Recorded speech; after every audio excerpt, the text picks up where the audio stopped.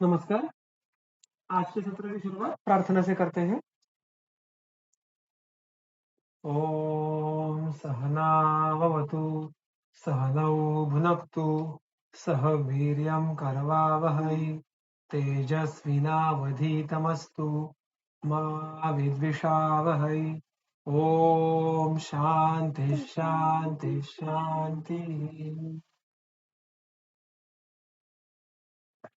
हमने हमारे इसके पहले के सत्र में चरक संहिता सूत्र स्थान अध्याय क्रमांक 8 इंद्रियोपक्रमणीय इसका अध्ययन करना प्रारंभ किया था और हमने इसका जो मैं कुछ मुद्दे दोहराऊंगा क्योंकि इसके पहले के सत्र में और आज के सत्र में कुछ अंतर आ गया है कि जो सबसे पहली बात देखी थी कि स्वस्थ चतुष्क का ये 8वां अध्याय है और हर एक चतुष्क में सूत्र स्थान में चरक के जो अंतिम अध्याय है वो कुछ वैशिष्ट्यपूर्ण सिद्धांतों को मुद्दों को दर्शाता है। ये एक बुद्धविद्य परंपरा से समझी गई बात हमने देखी थी और वैसे ही ये इंद्रियोपक्रमणीय अध्याय इस स्वस्थ चतुष्क का अंतिम अध्याय है। और हमने देखा था कि इसके पहले के अध्याय में अध्याय क्रमांक 7 के सूत्र क्रमांक 60 में इसके बीच है कि हमें इस अध्याय में मुख्य विषय क्या देखना है। वहां पे वो सूत्र आता है आहार आचार चेष्टा सुखार्थी प्रत्यचेन च परम प्रयत्नमातिष्ठे बुद्धिमान हित सेवने। इसका अर्थ हमने तब देखा था। तो इसमें उन्होंने 3 बातें कही है ग्रंथकार ने, आहार आचार और चेष्टा। तो चेष्टा का तो सीधा जो अर्थ है वो है विहार। तो आहार विहार उसके साथ साथ आचार का भिन्न उल्लेख हमें इसके पहले के अध्याय के अंत में देखने के लिए मिलता है, जिसका अर्थ चक्रपाणी जी कहते हैं आचार में शास्त्र विहितम अनुष्ठानम। शास्त्र में जो भी बातों को कहा है उसका पालन कैसे करना है हमारे आचरण में, हमारे बर्ताव में, उसको हमें आचार कहना है। और उस आचार के बारे में वर्णन करने के लिए जिस अध्याय की रचना की गई है उसका नाम है इंद्रियोपक्रमणीय। अब इंद्रियोपक्रमणीय में उपक्रम इस शब्द का जो एक रिलेवेंट अर्थ हमने देखा था वो था ज्ञातवा आरंभ, जिसको जानकर हम इस आचार को पालन करना हमें संभव होगा उसका यानी इंद्रियों का अध्ययन, इंद्रियों के ज्ञान को शुरू करने का अध्ययन। तो इंद्रियों के बारे में जानना और सद्वृत्त ये दो मुख्य विषय इस अध्याय के हैं। सद्वृत्त यानी आचार, जिसके बारे में हमने अभी भी देखा कि स्वस्थ रहने के लिए जिस प्रकार का आचार होना चाहिए वो रहा सद्वृत्त। लेकिन सद्वृत्त के पीछे का तर्क, सद्वृत्त के पीछे का विचार समझने के लिए हमें इंद्रिय और इंद्रिय संबद्ध मन की ज्ञान होना अत्यंत आवश्यक है। अतः इस अध्याय की शुरुआत इंद्रिय इस विषय के द्वारा होती है। इंद्रिय के साथ साथ हमने ये बात भी देखी थी जो पहले के 3 सूत्र है उसमें कि जो इंद्रिय पंचक है उसके साथ साथ मन का ज्ञान होना भी आवश्यक है, क्योंकि मन विरहित इंद्रिय कुछ भी प्रवृत्ति चेष्टा कार्य नहीं कर सकते। अतः केवल इंद्रियों के बारे में अध्ययन करके इस अध्याय का प्रयोजन सफल नहीं होगा। इस अध्याय का प्रयोजन क्या है? हमने देखा था कि सद्वृत्त पालन करने से क्या लाभ होने वाला है। तो 2 बातें की गई है, एक तो इंद्रिय विजय और आरोग्य प्राप्ति। अब इंद्रिय विजय से क्या होगा तो हमने इसके बारे में भी संक्षेप में देखा था कि जो हमारे त्रिविध मूलभूत हेतु है और साथ में इंद्रिय अर्थ संयोग, प्रज्ञापराध और काल, तो उसके अनुषंग से जब हम इंद्रियों के द्वारा केवल सम्यक योग के अर्थों का ही सेवन करते हैं, या मैं उसको अलग वाक्य में रचना करूंगा कि इंद्रियों के द्वारा हम ऐसे अर्थों का इस प्रकार ग्रहण करते हैं कि केवल और केवल सम्यक योग हो तो हमारे बुद्धि का आप्यायन होता है। यह बुद्धि यानी प्रज्ञा। और अगर इंद्रियों का हीन योग, अति योग, मिथ्या योग हुआ तो उसी इंद्रियों का, बुद्धि का ये उपघात होता है। अतः इंद्रियों का सम्यक योग होने के कारण प्रज्ञापराध होने की संभावना कम हो जाती है। और प्रज्ञापराध ये सारे व्याधियों का मूल है। ऐसे बहुत सारे संदर्भ हमें ग्रंथ में यत्र तत्र देखने के लिए मिलते हैं। फिर वो चरक विमास्थान जनपदोध्वंस का अध्याय हो या चरक विनास्थान ज्वर निदान का पहला अध्याय उसकी चक्रपाणी टीका हो, तो जब प्रज्ञापराध इस सबसे मूलभूत हेतु पे काम करना है जिसपे काम करने के बाद सही मायने में स्वास्थ्य की अनुभूति बनी रहेगी, तो उसके लिए हमें इंद्रियों का कार्य, इंद्रियों का मन के साथ कार्य समझना आवश्यक है, और इसी के लिए इस अध्याय की इस प्रकार की रचना की गई है। अब हमने इसके पहले के सत्र में जो सत्र क्रमांक 3, जहाँ पे अति संक्षेप में इंद्रिय पंचक का वर्णन किया था, और उसके बाद अध्याय सूत्र क्रमांक 4 में मन के बारे में कुछ बातें कही थी। उसमें मन के पर्याय नाम कहे गए थे, उसके पीछे का विचार हमने देखा था, और मन के बारे में दो महत्वपूर्ण मुद्दे उन्होंने कहे थे। एक तो मन का कार्य, मन की प्रवृत्ति कब होती है, उसके लिए उन्होंने दो हेतु कहे थे। मन अगर किसी इंद्रियों को विषयार्थ ग्रहण करने के लिए प्रवृत्त कर रहा है, या मन स्वयं प्रवृत्त हो रहा है स्वयं के विषय ग्रहण करने के लिए, तो उसके लिए उसको दो मुद्दों का आवश्यकता उपस्थिति अत्यंत आवश्यक है। एक तद अर्थ संपत्त, यानी मन के जो अर्थ है, चिंत्य, विचार्य, उन्य, उनका संपत्त होना, उनका उत्कर्ष, उनके जो दर्जा है वो अच्छा होना, और आत्म संपत्त। आत्म संपत्त की भी स्पेसिफिक जो उसकी टीका देखी थी हमने चक्रवाणी की, वो थी प्रयत्नशाली। प्रयत्न नामक जो आत्मा का गुण है, जिस कारण वो मनो को कार्य करने के लिए प्रवृत्त करता है, उसकी आवश्यकता होना आवश्यकता हमें प्रतीत होती है। अतः आत्मा का प्रयत्नशाली होना और मन का स्वयं के अर्थ के प्रति संपन्न होना, ये दो बातें होंगी तो ही मन कार्य करने के लिए प्रवृत्त होगा। और इस प्रकार से जो मन की प्रवृत्ति के द्वारा आगे का कार्य देखने के लिए मिलता है, वो है इंद्रियों की प्रवृत्ति। मन अगर कर्मक होगा तो वो इंद्रियों को स्वयं के अर्थ ग्रहण करने के लिए प्रवृत्त करेगा। इस प्रकार मन और इंद्रियों के बीच का कनेक्ट यहाँ पे संक्षेप में कहा गया है। और इसके बाद अभी जो आगे का सूत्र था उसका हमने संक्षेप में अर्थ देखा था कि मन ये अगर इंद्रियों के साथ काम करता है, तो इंद्रिय तो 5 है, तो क्या मन एक साथ 5 भिन्न भिन्न इंद्रियों के साथ संयुक्त होकर कार्य कर सकता है? अगर ऐसा होगा तो मन ये कार्य किस प्रकार करता है? अगर ऐसा नहीं होगा, ऐसा क्यों नहीं होता है? ये सारी चर्चा, इसका सारा एक्सप्लेनेशन इस सूत्र में और उसकी टीका में आया है। तो इस सूत्र को अभी विस्तार से देखेंगे। स्वार्थेन्द्रियार्थ संकल्प व्यभिचारात् अनेकम एकस्मिन् पुरुषे सत्वम् रजस्तम सत्वगुणयोगाच्च न च अनेकत्वम् न हि एकं हि एककालम् अनेकेषु प्रवर्तते तस्मात् नैककालाः सर्वेन्द्रिय प्रवृत्तिः। देखिएगा, इस सूत्र का अंत ही ऐसा किया जाता है कि यहाँ पे वो उसका निगमन, रिजल्ट, कंक्लूजन कह देते हैं कि देखो, तस्मात् न एककालाः सर्वेन्द्रिय प्रवृत्तिः, एक ही समय हमारा मन सारे इंद्रियों के प्रति प्रवृत्त नहीं हो सकता। अन्य प्रकार से इसका अर्थ क्या हुआ कि मन एक काल में एक ही इंद्रियों के साथ संयुक्त हो सकता है। अब इस कंक्लूजन तक वो कैसे पहुंचे, ये हमें अभी इस सूत्र में देखना है। सबसे पहला जो एक बड़ा पद है, उसका हमने उसके जो सामासिक पद है, उसमें से कौन कौन से पद है वो देखेंगे पहले, और उसके बाद उसका अर्थ समझने का प्रयास करेंगे।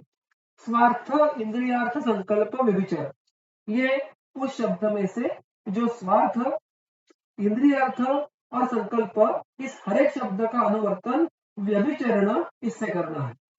व्यभिचार, इसका अर्थ यहाँ पे क्या अपेक्षित है, तो अनैकांतिकत्व।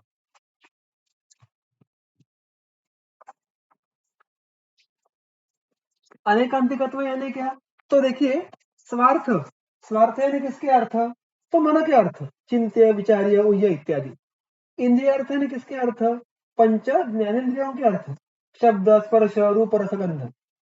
संकल्प यानी स्वयं के लिए योग्य क्या है, अयोग्य क्या है, हित में क्या है, अहित में क्या है, इसके बारे में निश्चित करना, इसको संकल्प कहेंगे। व्यभिचार यानी अनेकांतिकत्व यानी वेरिएशन, मल्टीपल पॉसिबिलिटीज। तो इसका अर्थ हमें क्या देखना है कि देखिएगा, जब मन की हमारे शरीर में उपस्थिति होती है, तो मन ये सारे पॉसिबल चॉइसेस, ये सारे पॉसिबल कॉम्बिनेशन को एक्सप्लोर कर सकता है।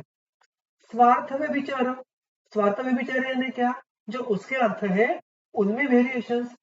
मन कभी चिंतन करता है, कभी ऊहन करता है, कभी ध्यान करता है, कभी संकल्प करता है। तो जिसको हम थॉट प्रोसेस कहते हैं, वो थॉट प्रोसेस हमारे दिन भर में कई बार कई अनेक अनेक लेवल पे चलती रहती है। सुबह अगर हम कंफ्यूज स्टेट में हो तो दोपहर में हम शायद निश्चित की अवस्था में होंगे। हम शाम में कुछ किसी बात पे चिंतन करते होंगे, रात में किसी बात के बारे में हम ध्यानमग्न होके किसी बात का अतिविचार कर सकते हैं। So there can be an number of possibilities with which man can work. इसी प्रकार के उसके अर्थ हैं। तो अर्थों में भी अनिश्चित है, अर्थों में भी अनेक में संभावनाएं हैं। इंद्रिय अर्थ, जो 5 इंद्रिय अर्थ है, आप अभी मेरा व्याख्यान सुन रहे हैं, उसी समय या उसके पहले बाद आप कुछ स्क्रीन पर देखते होंगे, आपने खाना खाया होगा तो जिह्वा पे उस रस नाम के अर्थ का ग्रहण किया होगा। तो वो सारे अलग अलग अर्थों को दिन भर में ग्रहण करना, यह भी व्यभिचार हुआ। तो हर एक बार मन की भूमिका अलग अलग होती है। कभी वो रसनेन्द्रियों को रसग्रहण करने के लिए प्रवृत्त करता है, कभी वो चक्षुरेंद्रिय को रूप ग्रहण करने के लिए प्रवृत्त करता है। So again there are multiple possibilities. और संकल्प व्यभिचार, संकल्प व्यभिचार यानी क्या कि निर्णय क्षमता में भी भिन्न भिन्न प्रकार के, अगर आप चक्रपाणी की टीका देखो तो स्पष्ट रूप से कहते हैं क्या कि आप अगर उसके दूसरे आगे के पेज पर चले जाओ तो तत्र संकल्पः प्रतिपन्नानां भावानां उपकारकम् मम इदम अपकारकम मम, ये मेरे लिए उपकारक है, ये मेरे लिए अपकारक है। ये गुणतः दोषतः वा, ये गुणतः अच्छा है इसलिए मेरे लिए उपकारक है, ये दोषवान है इसलिए मेरे लिए अपकारक है। तो ये भी अलग अलग प्रकार से विचार किया जाना, ये संकल्पों का कहा जाता है। तो देखिए, एक मन, लेकिन वो इतने सारे अलग अलग प्रकार से प्रवृत्ति उसकी हमें दिन भर में देखने के लिए मिलती है। तो ये सब देख के क्या लगता है कि ये भिन्न भिन्न काम करने वाला एक द्रव्य नहीं होगा शायद से। तो एकस्मिन् पुरुषे अनेकम सत्वम, इंद्रियों के साथ संयुक्त होने वाला मन, सोचने वाला मन, संकल्प करने वाला मन, क्या फिर ये सारे कार्य करने वाले अलग अलग सत्व है, अलग अलग मन है, ऐसा हमें प्रतीत होता है। उसके साथ साथ वो एक उसके साथ और कारण जोड़ देते हैं, रजस तम सत्व गुण योगा च। मन की जो मूल उत्पत्ति है वो सत्व रज तम इन त्रिगुणों के द्वारा हुई है। और अगर हमने बात हम सबको ज्ञात है कि हर एक गुण का प्राधान्य हो तो मन के कार्य भिन्न भिन्न प्रकार के होते हैं। तमोगुण बड़ा हो, तामस अगर बर्ताव हो तो आलस्य, निद्रा, अज्ञान, मोह ऐसी प्रवृत्तियां होंगी। रजोगुण की प्राधान्यता हो तो चंचलता इत्यादि देखने के लिए मिलेगी। सत्व गुण का प्राधान्य हो तो ज्ञान ग्रहण, शौच, आस्तिक्य इत्यादि भाव अच्छे होंगे। तो एक ही मन में ये भिन्न भिन्न भाव प्रतीत होते हैं, क्योंकि उसके भीतर का सत्व रजतम का प्राधान्य बदल सकता है। किंतु हमें क्या लगता है कि इतने अलग अलग प्रकार से भूमिका लेने वाले द्रव्य शायद से अलग अलग हो सकते हैं। ऐसा क्या उसका एविडेंस है, ये इस बात की निश्चिति कैसे की जा सकती है कि भाई ये सारे कार्य एक ही द्रव्य के द्वारा किए जाते हैं। तो इसका भी उत्तर वो आगे देते हैं, न च अनेकत्वम, नहीं एकम ही एक काल अनेकेषु प्रवर्तते। बात सीधी है। वो कहते हैं कि देखिएगा, मन ये सारे बातों को जानकर भी ये कहना उचित नहीं होगा कि सत्व या मन अनेक है। मन एक ही है, क्योंकि मन एक समय में एक काल में एट द वन मोमेंट वो ये सारे कार्य नहीं कर सकता। अगर मन ये अनेक होता तो हम एक ही समय में चिंतन कर सकते, संकल्प कर सकते, देख सकते, सुन सकते, रसग्रहण कर सकते, किंतु ऐसा नहीं होता। एक समय मन एक ही काम करता है, अतः उस क्षण मन इन सारे कार्यों में से एक ही काम करता है। अब हमें अनुभूति क्या होती है?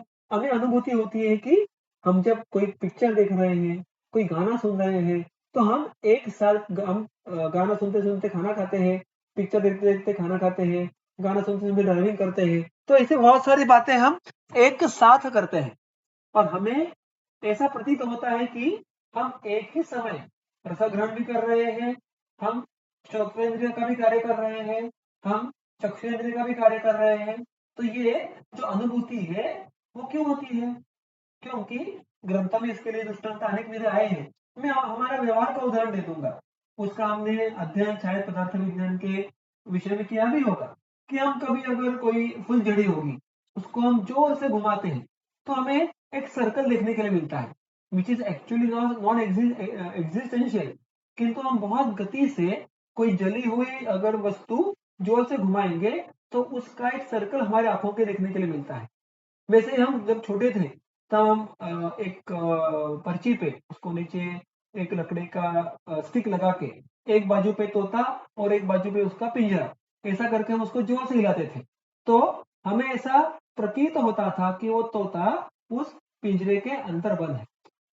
वास्तव में वैसा नहीं है, किंतु एक से अनेक अर्थों को बहुत ही अल्प समय में ग्रहण करने के कारण हमें ऐसा लगता है कि हम एक साथ अनेक अर्थों का ग्रहण कर पा रहे हैं, किंतु ये भ्रांति है। अत्यंत वेग से अलग अलग विषयों का ग्रहण करने की क्षमता होने के कारण, मन की गति अत्यंत अधिक होने के कारण ये केवल होने वाली भ्रांति है। अतः मन एक ही है, क्योंकि वो एक समय एक ही अर्थ का ग्रहण कर सकता है, फिर वो मन का अर्थ हो स्वयं का या इंद्रियों का अर्थ हो। और अतः वो एक ही होगा तो एक समय वो केवल एक ही इंद्रिय के साथ संयोग कर पाएगा। एक साथ 5 इंद्रियों के साथ संयुक्त होना उसको संभव नहीं होगा।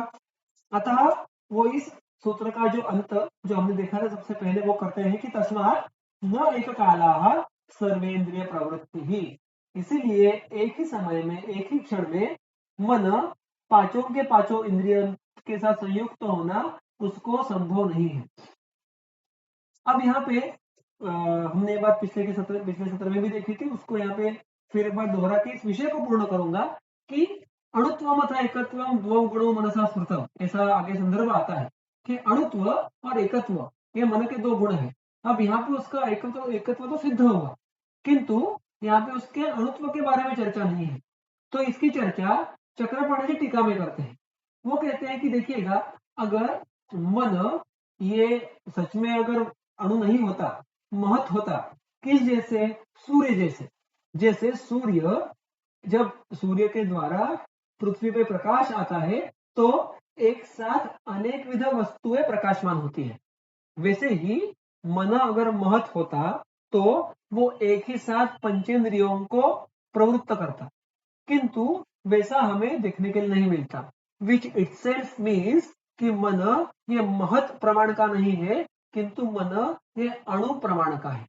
अतः मन के जो महत्वपूर्ण गुण है अणु और एक, ये दो गुण यहाँ पे इस सूत्र और उसके अनुसंग से जो टीका है उसमें स्पष्ट रूप से देखने के लिए मिलते हैं।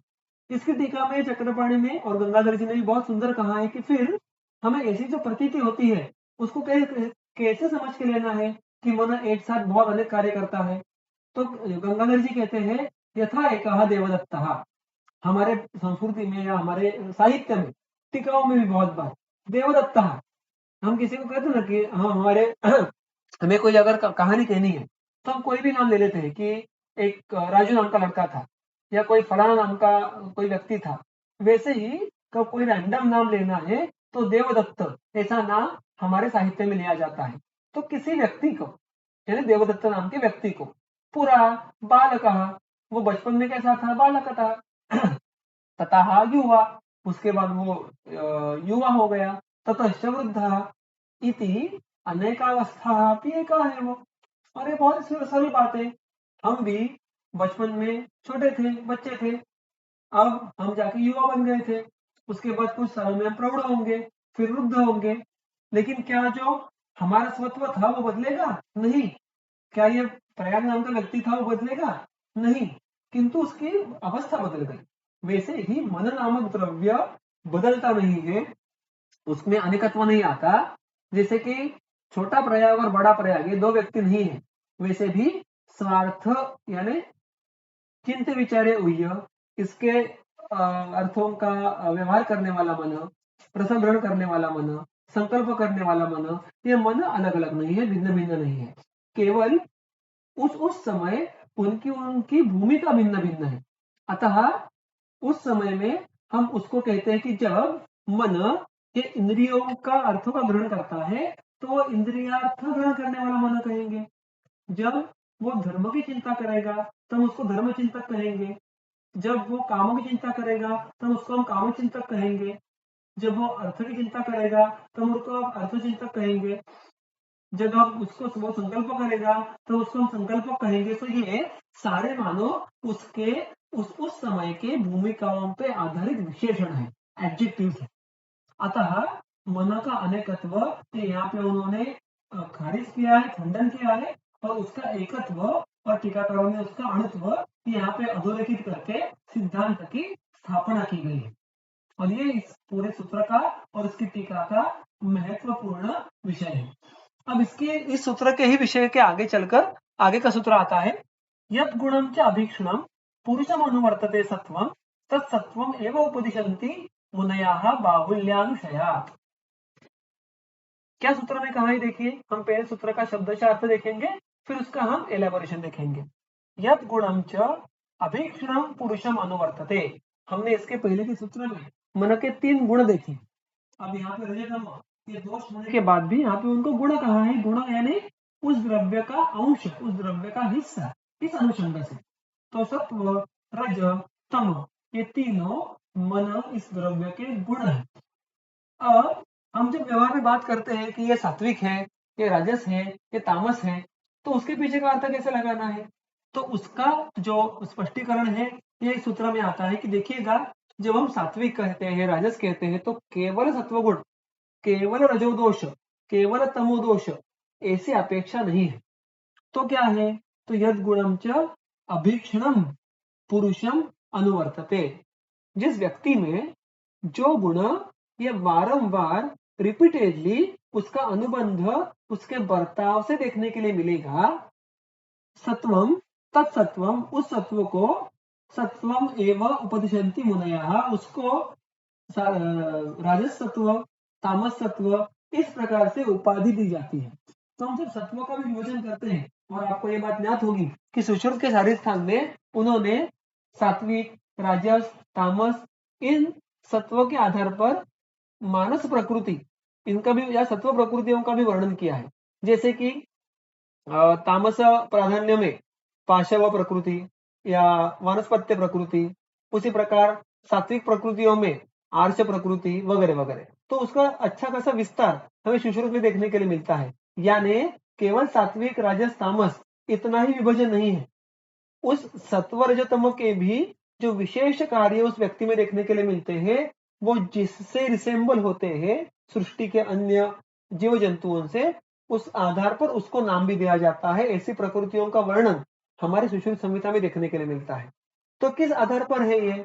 तो हम जब किसी पुरुष को सात्विक कहते हैं, कभी किसी को राजस कहते हैं, तो उसमें तम, सत्व ये गुण नष्ट हो गए हैं, एग्जिस्ट नहीं करते, ऐसा नहीं है। यहाँ पर भी व्यपदेशस्तु भूयसा इस न्याय का अनुबंध हो जाता है। यानी इन तीनों गुणों में से जिस गुण का उस व्यक्ति के आचार पर, उस व्यक्ति पे बर्ताव पे अधिक प्रभाव होगा, जिस गुण का अधिक बार प्राधान्य होने के कारण उस व्यक्ति के सर्व क्रियाओं में हमें उस गुण का प्रतिबिंब देखने के लिए मिलता है, उस गुण के आधार पर उस व्यक्ति के सत्व की निश्चिति हम करते हैं। सो दैट डजंट मीन कि राजस व्यक्ति में सत्व एब्सेंट होता है, तामस व्यक्ति में सत्व गुण नहीं होता है, क्योंकि वो अकार्यशील होता है या अल्प कार्यशील होता है, इसलिए उसको पीछे छोड़ा जाता है। अतः यद गुणम च अभीक्ष्णम पुरुषम अनुवर्तते सत्वम, उस एकाध व्यक्ति के मन का जो गुण ये बारंबार कर्म को देखने के लिए मिलता है, तत्सत्वम एवं उपदिशन्ति, उस सत्व को उस नाम से उसको उपदेश किया जाता है, सात्विक, राजस या तामस, मुनयः किनके द्वारा? मुनियों के द्वारा। तो ये आप्त प्रामाण्य एस्टेब्लिश करने की पद्धति है। मुनयः ऐसा जब कहते हैं तो इसका अर्थ है कि हम बात कह रहे हैं इसलिए नहीं है, ये पूर्वापार आप्त प्रमाण के द्वारा सिद्ध ऐसा बात है कि इस प्रकार से सात्विक राजस तामस के पीछे व्यपदेशस्तु भूयसा न्याय होना, ये मुनि के द्वारा कही गई बात है। बाहुल्य अनुशयात, मैंने आपको कहा वैसे कि बाहुल्य के अनुसार यानी आधिक्य के अनुसार ये नामाभिधान किया जाता है, जिसको ये अन्य परिभाषा में हम व्यपदेशस्तु भूयसा ऐसा भी कह सकते हैं। अतः ये बात यहाँ भी बहुत जरूरी है कि किसी भी व्यक्ति में व्यक्ति के मन में तीनों गुण रहने वाले हैं, उसके बर्ताव से हमें उनमें से प्रधान गुण कौन सा है ये ढूंढने का प्रयास करना है। और इसका अगर सूक्ष्मता से अध्ययन करना है तो मैंने कहा वैसे शुश्रूषादि स्थान के अध्याय में आपको ये प्रकृतियों का वर्णन देखने के लिए मिलेगा। अब इसके बाद वो देखो क्रम कैसे चल रहा है। उन्होंने पहले इंद्रिय पंचक का अत्यंत संक्षेप में उल्लेख किया, फिर मन और इंद्रिय इसके सापेक्ष मन का अल्प वर्णन किया, फिर मन एक है या अनेक है इस सिद्धांत की स्थापना की, मन को सात्विक राजस तामस कहने के पीछे की भूमिका स्पष्ट की। अब ये संक्षेप में प्रस्तावना होने के बाद अभी इस अध्याय के स्टेप 2 शुरू होती है, जिसमें इंद्रिय पंचकों का विस्तार किया जाता है, जो सबसे पहला सूत्र था। और उसके पहले उन्होंने सूत्र क्रमांक 7 में उस इंद्रिय और मन इनके बीच वाला जोड़ ये स्पष्ट कर दिया है। क्या कहते देखिएगा, मन पुरस्सराणि इंद्रियाणि अर्थग्रहण समर्थानि भवन्ति, यानी इंद्रिय ये अर्थ ग्रहण करने के लिए समर्थ कब होते हैं। देखिएगा, समर्थ होना, सक्षम होना, ऐसे शब्द की रचना यहाँ पे की है। वैसे देखने के लिए जाए तो इंद्रियों का उतना एक ही काम है कि स्वयं स्वयं के अर्थों को ग्रहण करना, लेकिन उसके लिए भी उनको किसी से मदद लगती है, फिर जाके वो इंद्रियों के अर्थों को ग्रहण करने के लिए सक्षम होते हैं। वो उनको किससे मदद लगती है, वो मदद उनको मन से लगती है। अतः उनकी क्षमता होने के बाद भी उनको समर्थ करने के लिए मन यह पुरस्सर लगता है। पुर यानी आगे, मन जिनके आगे चलता है और जिनके साथ साथ फिर पीछे से इंद्रिय आते हैं, इस प्रकार से यहाँ पे रचना अपेक्षित है। अगर आप चक्रपाणी की टीका देखो तो कहते हैं मन पुरस्सराणि मनोधिष्ठितानि, यानी जब उस विशिष्ट इंद्रिय के साथ मन का संयोग होता है और फिर मन उस इंद्रियों को प्रवृत्त करता है, जो बात हमने संक्षेप में इसके पहले देखी थी।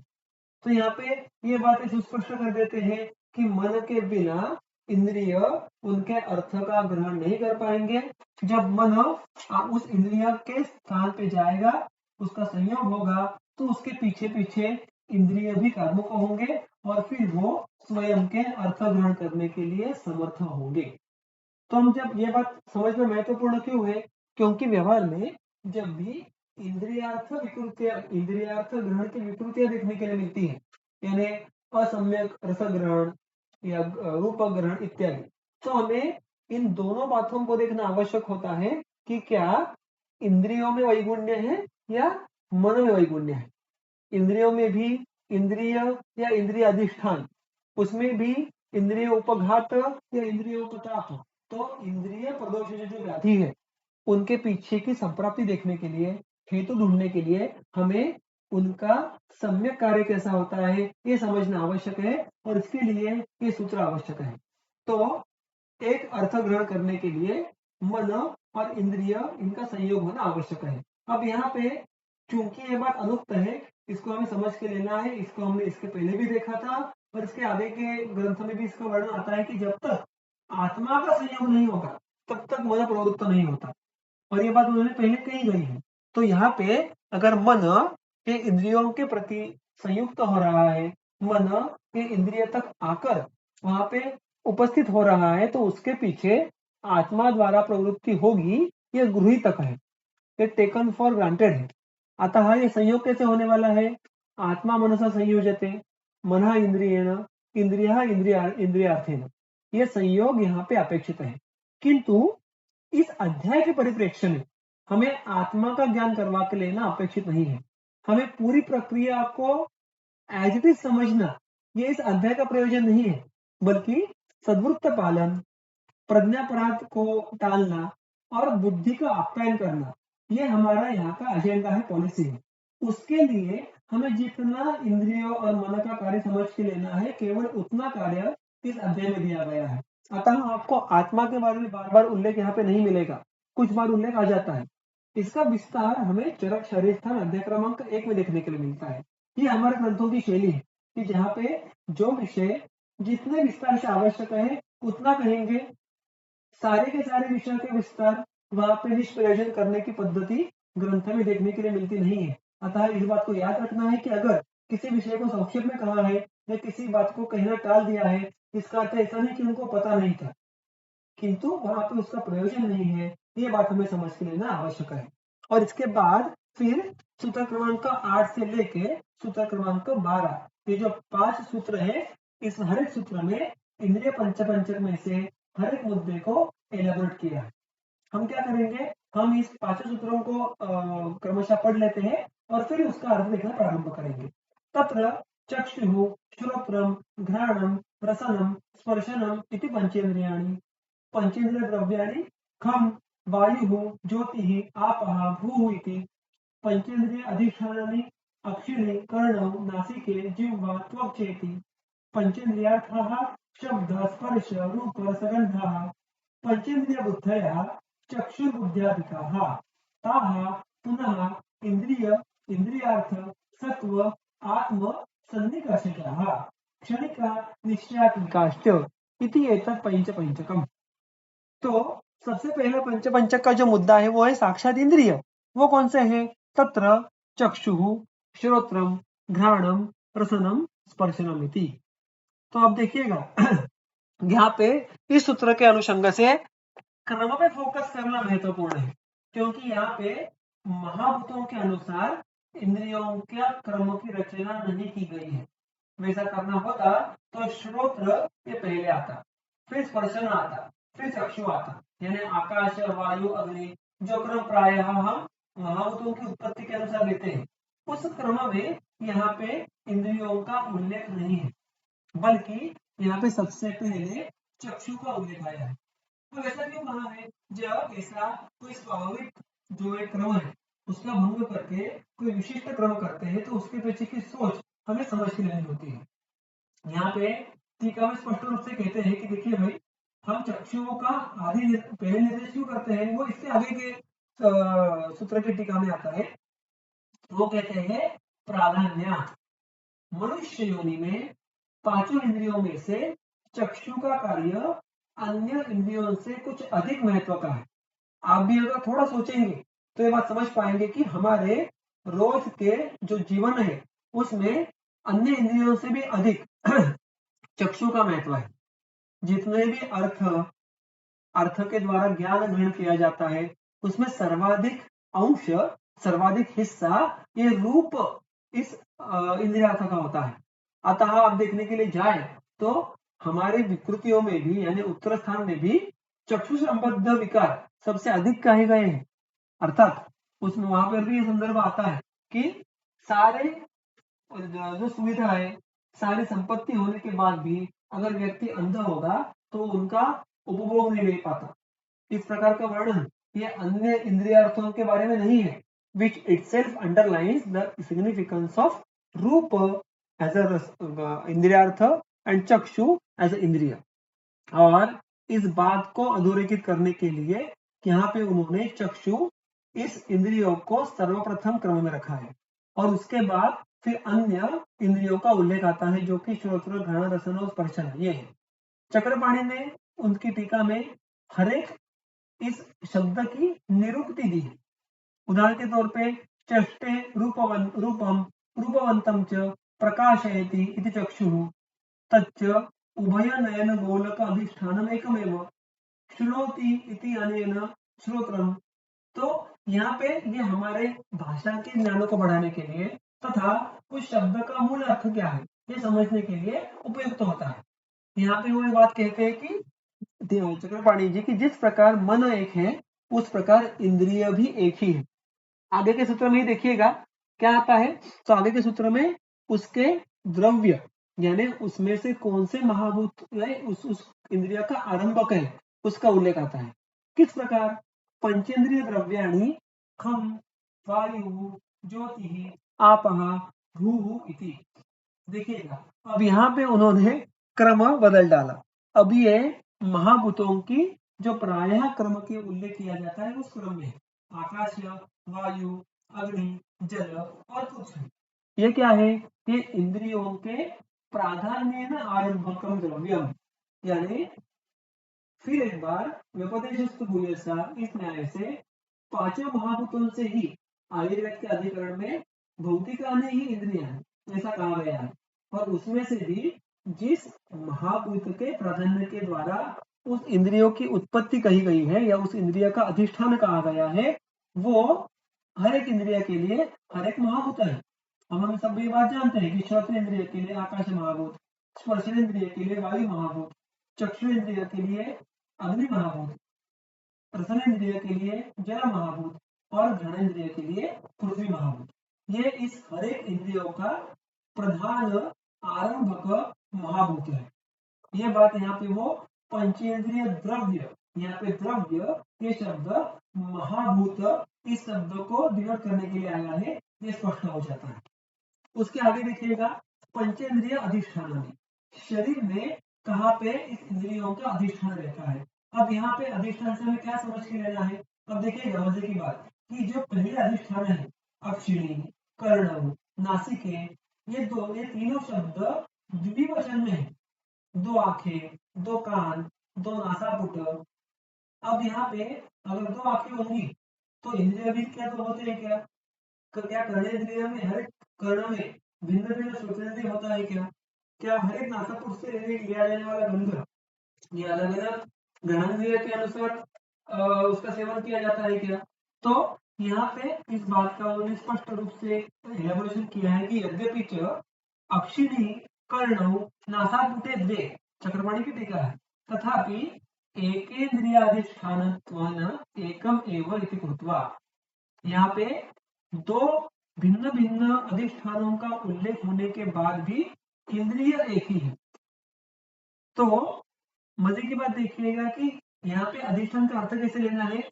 जहाँ पे बाह्य सृष्टि से इंद्रियार्थों का इंद्रिया के द्वारा संपर्क होता है, संयोग होता है, उस स्थान को हमें अधिष्ठान कहना है।